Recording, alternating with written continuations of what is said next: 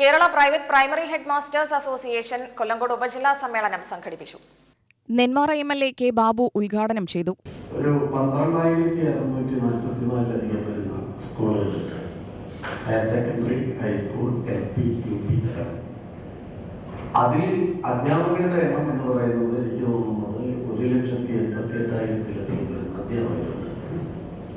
വിദ്യാർത്ഥികളുടെ എണ്ണം എന്ന് പറയുന്നത് 45 ലക്ഷത്തിലധികം വരുന്ന വിദ്യാർത്ഥികളുണ്ട്. എയ്ഡഡ് മേഖലയിലുള്ള സ്കൂളുകളുടെ എണ്ണം എന്ന് പറയുന്നത് 7,000-ലധികമാണ്.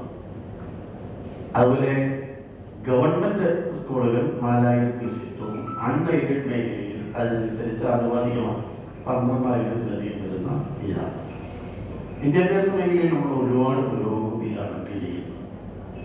അതിനനുസരിച്ച് ഓരോ പ്രധാന അധ്യാപകനുമുള്ള ഉത്തരവാദിത്വവും വളരെ വളരെ കൂടുതലാണ്.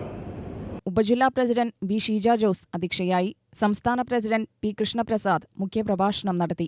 യോഗത്തിൽ ജില്ലാ സെക്രട്ടറി കെ. ജി. അനിൽകുമാർ, ജില്ലാ ട്രഷറർ ബിജു എം. എബ്രഹാം, ജില്ലാ വനിതാ forum chairperson A. Manjula Ramesh എന്നിവർ സംസാരിച്ചു.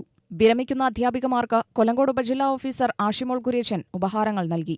വിരമിക്കുന്ന പ്രധാനാധ്യാപികമാരായ Bindu K. Nair, Jeni, K. M. Bini, P. R. Prajimol എന്നിവർ അനുഭവങ്ങൾ പങ്കുവച്ചു.